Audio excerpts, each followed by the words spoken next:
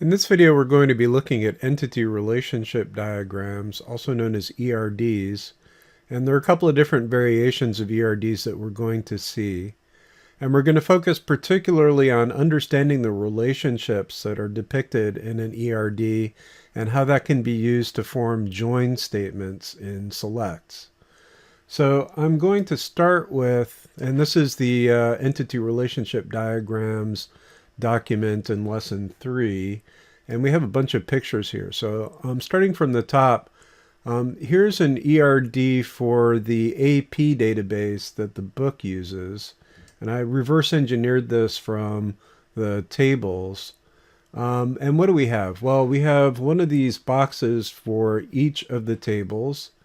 And often, but not always, it will include a list of the attributes, the columns in each table. And sometimes it will also include a mark to designate whether the column is a primary key, a foreign key, or both.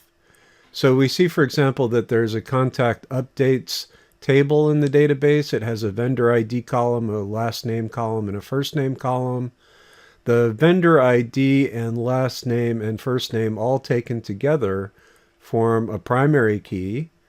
And there's also vendor ID, which is a foreign key. There's a vendors table that has all of these columns. It has a primary key of vendor ID.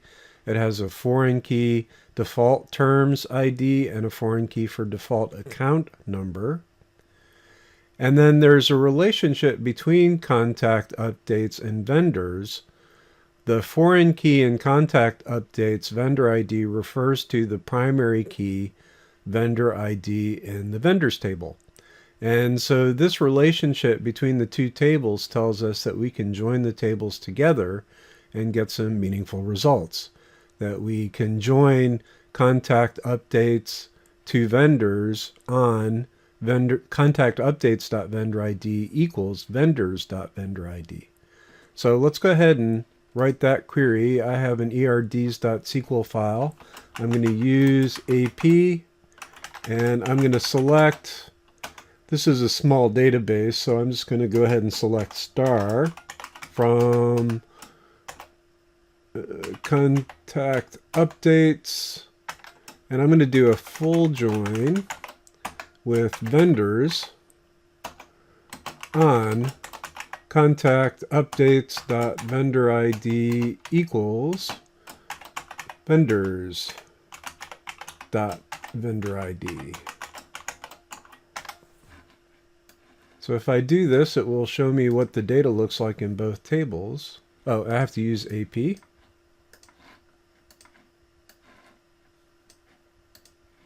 Great.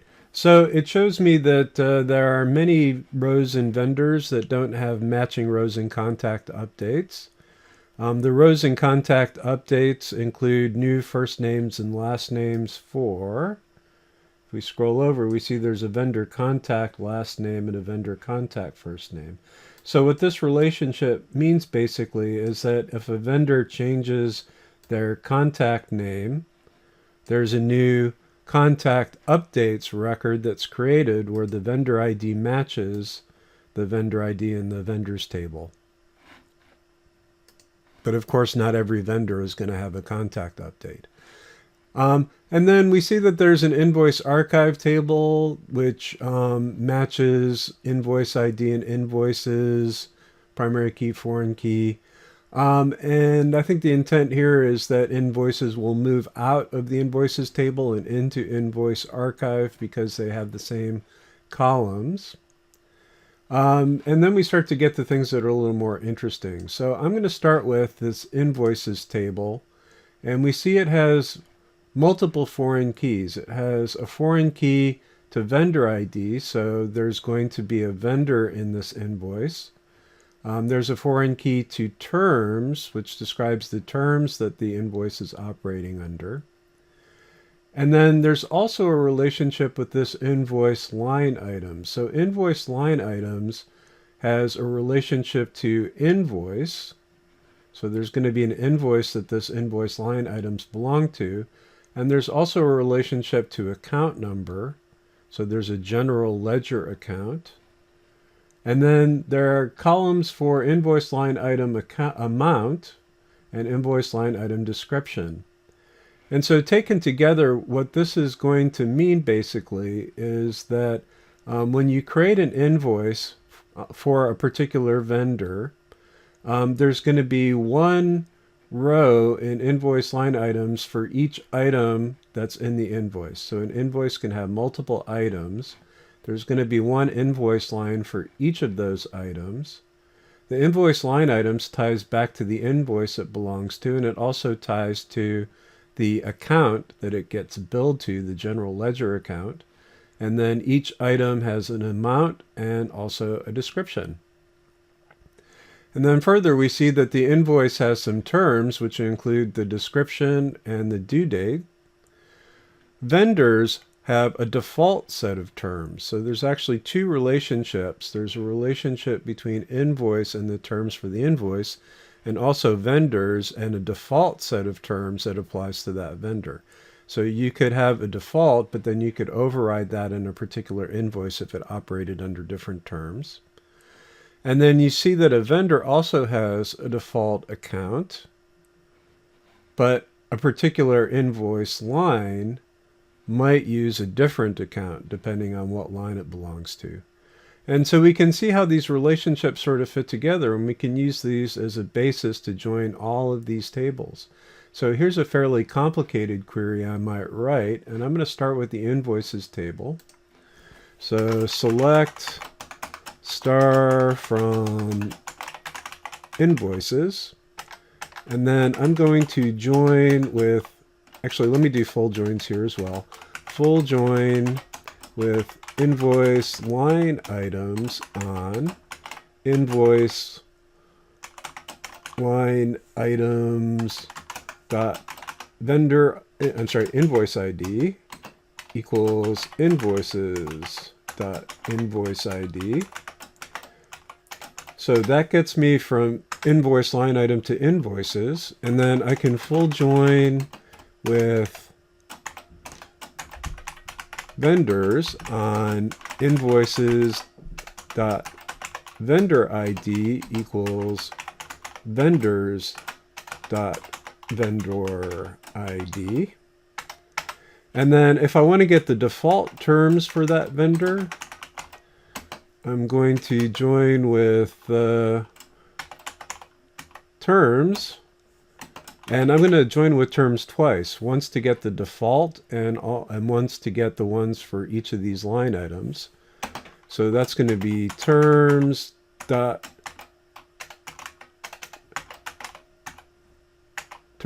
ID equals, actually, I'm sorry, that should have been as T1 on terms.term ID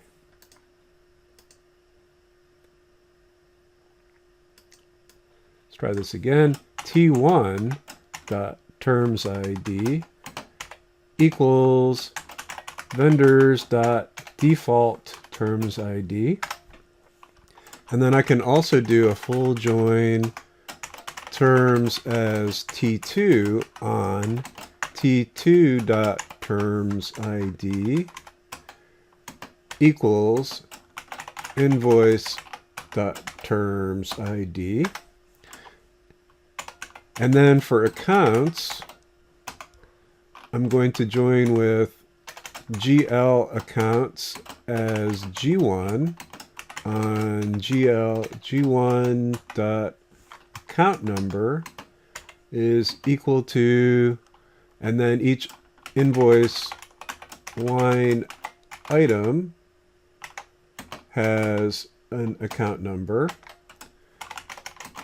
and then join with GL accounts as again as G2 on G2 dot account number, and that's going to equal the default account for the vendor. So vendor's default account number.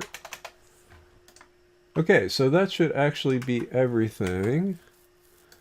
And if I execute this query, scooch this over. So I see there are Lots of vendors who have no invoices. So I have invoices and invoice line items on this side, and then I have vendors, and that runs all the way up through here. Then I have the default terms for, starting here, the default terms for the vendor. And then I have the actual terms for the invoice, but since there is no invoice, I don't get anything here, just nulls. And then I have the account information for each line item, but no invoice, so no invoice line items. And then the default account, GL account for this vendor. So this could be more meaningfully looked at if I don't include the columns where there's no invoice information. So I'm going to do where, let's do invoice ID is null, is not null. And I could get the same effect by invoices.invoice ID. So I could get the same effect by not using full joins here and just using right joins instead. But I'm going to keep it this way for now. Okay, so these are only the records where there was actually an invoice. And I see invoice ID, vendor ID, invoice. So this is all invoice information. And then most of these invoices are going to have one invoice line. But there are some invoices with multiples. So let me see if I can find one of those. Yeah. So here's an invoice that actually has 4 invoice lines. And each invoice line has a different description. So DeChico's, Kinko's, Office Max, and so on. They're all for the same vendor. Vendor address is the same. And then if I look at the terms, the default terms match the actual terms for the invoice.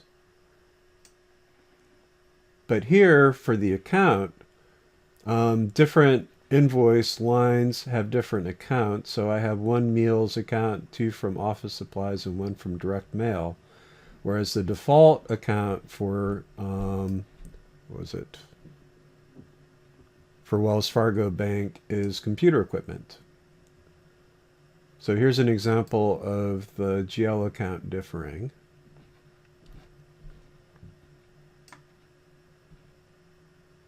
And so the important part here is that you can sort of walk through this diagram to answer specific questions with the database. So for example, if I wanted to know how many invoice lines each invoice had, I would need the invoices table and invoice lines table. And then I could do some aggregation to count how many invoice lines there were for each invoice. So for example, select star from invoices, join invoice line items. And if I want to know all the invoices, whether they have any lines or not, I'd use a full join here. So this is going to join the 2 tables together on invoices.invoice ID equal on invoice line items.invoice ID. So here's all the rows. And then for a breakdown for each vendor, let's say I want to include, so for a breakdown for each invoice number, I want to include invoice number and then count star as number of invoice lines, and then I have to group by invoice number.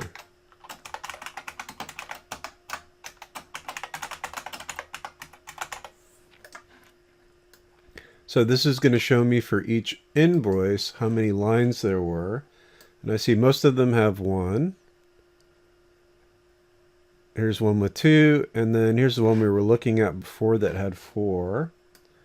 And if I wanted to order these, order by count star descending, so that's going to show me all the ones with multiple lines at the top. So another example of looking at the ERD to answer a question is, for example, let's say I want to find all of the invoices where the terms for the invoice didn't match the default terms for the vendor. So here's the invoices table that includes a link to the terms, like there. And then here's the vendors table that includes the link to the default terms. So I need to join invoices to vendors. If I want to know whether these are different, I can compare them. So I can find the rows where terms ID in invoices does not match default terms ID in vendors. That would give me the rows where they didn't match. And then if I wanted to actually show the terms for the default and the terms for, or terms due days, then I would also join invoices to terms and join vendors to a differently aliased copy of terms. Then if I want to know all the invoices for a particular GL account, I can go GL account to invoice line items, and then invoice line items to invoices, and that's going to give me a list of all of the invoices for a particular GL account. Now, you'll notice that I could get from GL accounts to invoices this way. That's via the invoices where there are lines for a particular account. Or you can get from GL accounts via vendors to invoices. And that would be invoices where the vendor had a particular default account. So this is probably going to be more useful generally, but the meaning is different depending on the relationships you follow.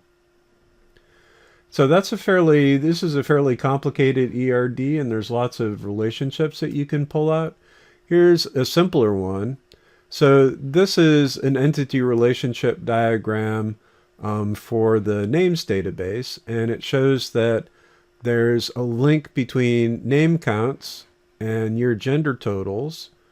There's a year gender total ID in year gender totals and FK year gender total ID in name counts. So we know we can join these two tables together by matching FK year gender total ID to year gender total ID.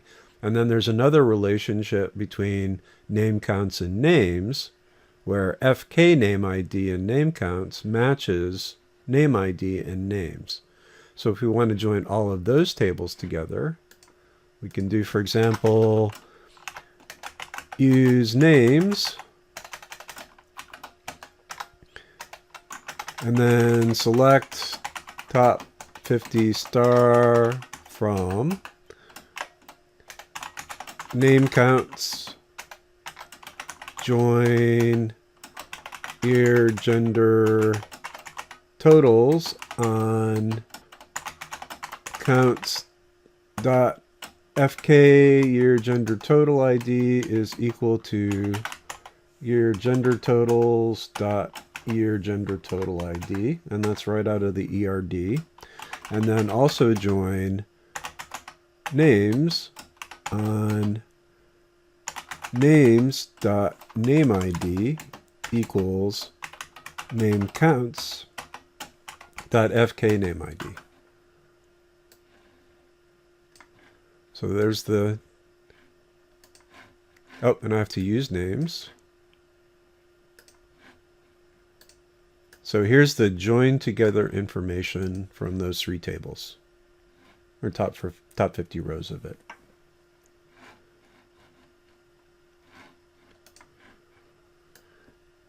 So here's the ERD for the TV database, and you're going to have some questions on the lab this week. So I won't go into this one in a lot of detail, but you'll notice that there's a show ID as a primary key here.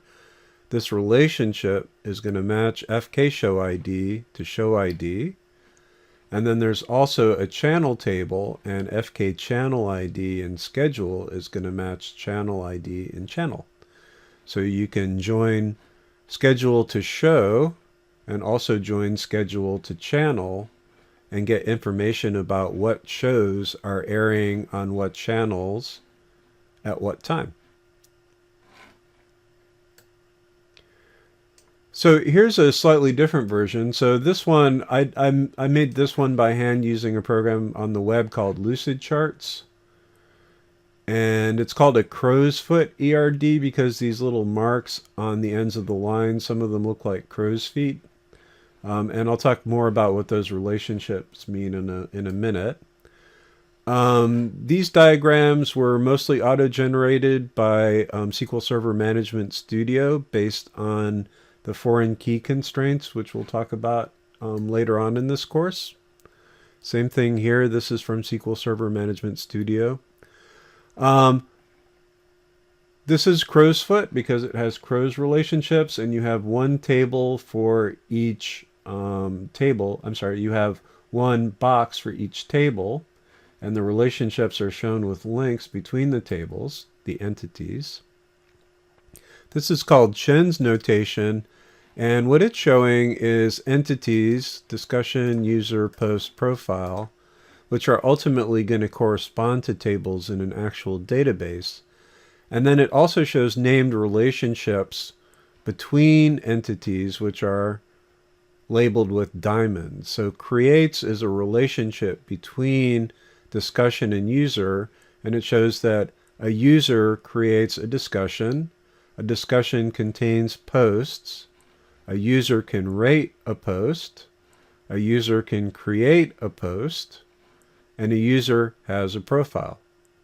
So this is a high-level entity relationship diagram that shows what entities there are and the relationships between them.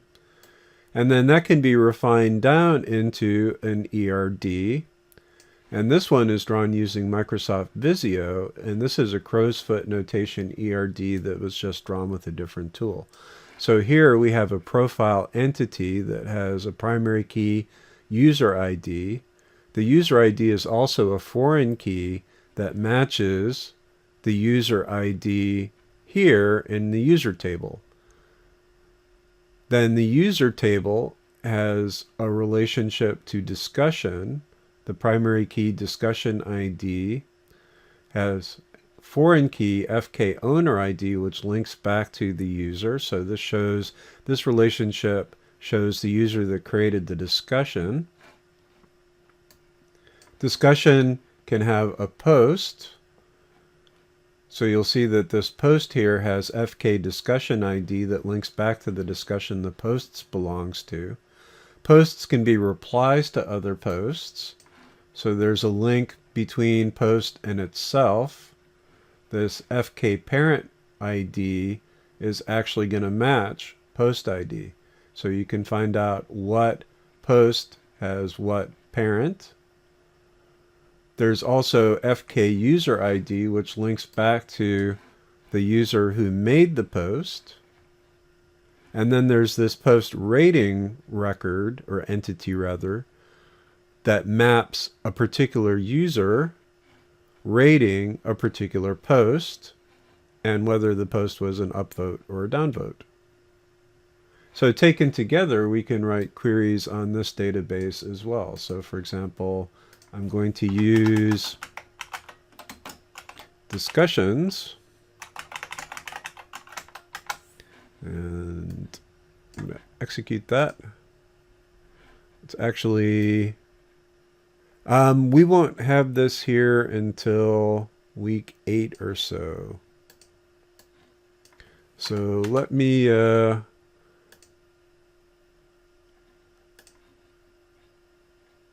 I'm going to connect to a different database. So I have this on my local database. So I'm going to change the connection here to my local database where I have the discussions database.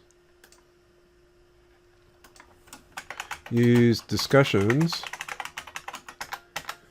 And then I can select star from users, join profiles. Actually, there, for reasons that are obscure, this is MG users and MG profiles on MG user dot user ID equals, and this should be MG profile.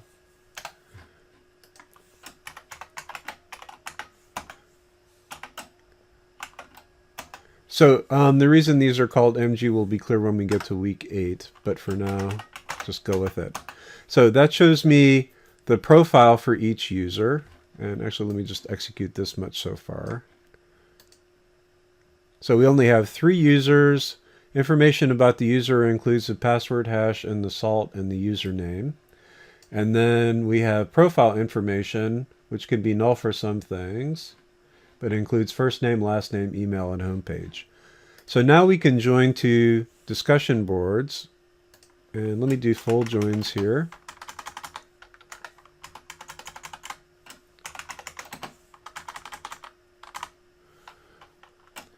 So that's going to join to MG discussion on MG discussion dot owner ID is equal to MG user dot user ID.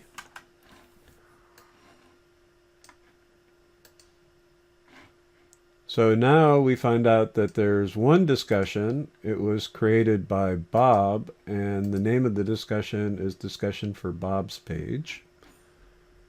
And then to get the posts that are on a particular discussion,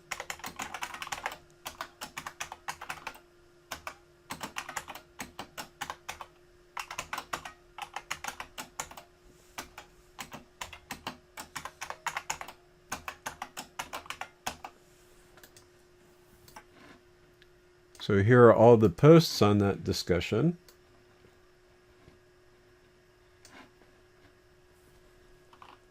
And we have post ID all the way through posted date. So you see I have 4 posts on the discussion. I have 0 posts and 0 discussions for the other users. And then you can also see the way that the reply works. So this one doesn't have a parent ID, so that means it's a top level post that just goes on the discussion.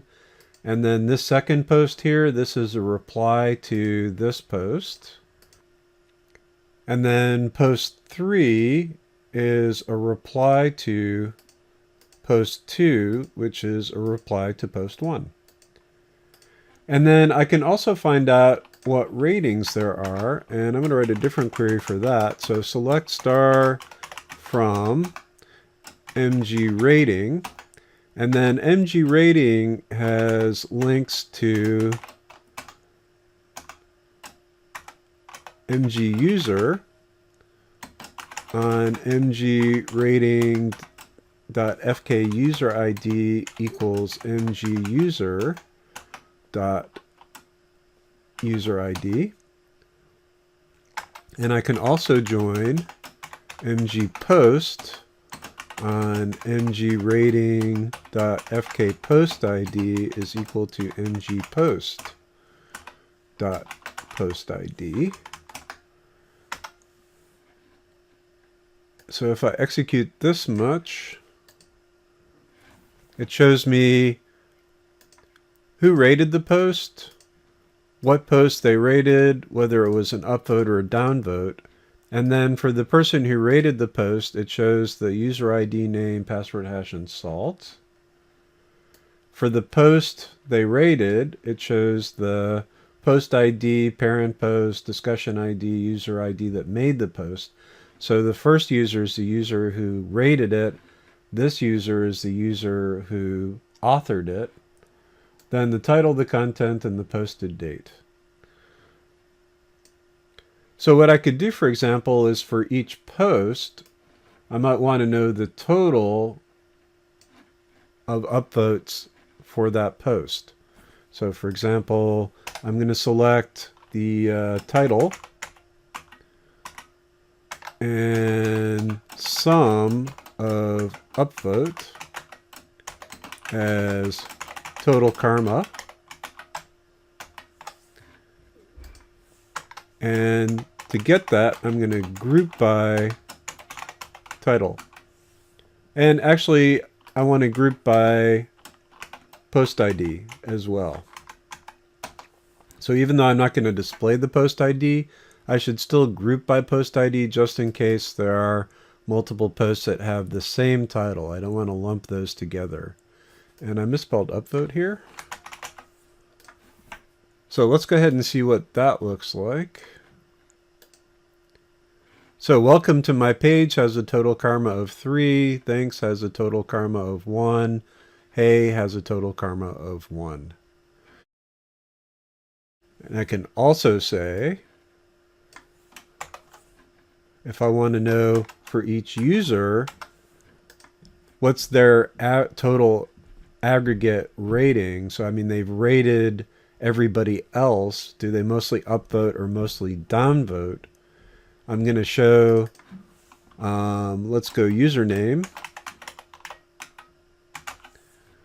And I'm going to group by username instead of by title.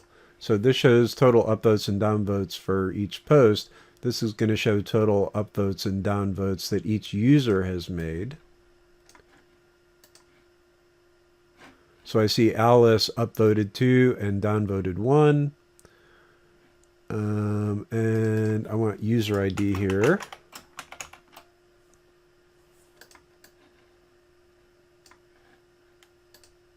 There. So the total karma that Alice has awarded is 1. Bob has awarded total karma of 2. And Charlie has awarded total karma of 2.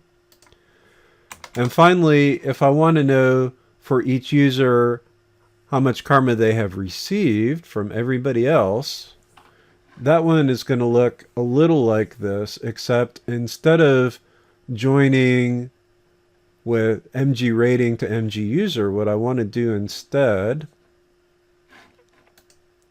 is I want to start with rating and I want to go through post, but then I want to match user ID here to user ID to get the person who received the rating on the post. And then I don't actually care who made the rating at all, so I don't need to follow this link. So I'm going to join rating to post and then join post to user, and then I'm going to do the same kind of aggregation. So that's going to be select username sum upvote as total karma. And this is total karma awarded. And this is total karma received. So we'll start with MG rating again. This time though, we're going to join on MG post.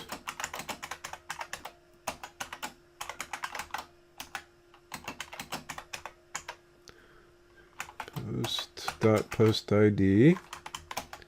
So that gets me to the post, and then I'm going to join with MG user on MG post dot FK user ID is MG user dot user ID.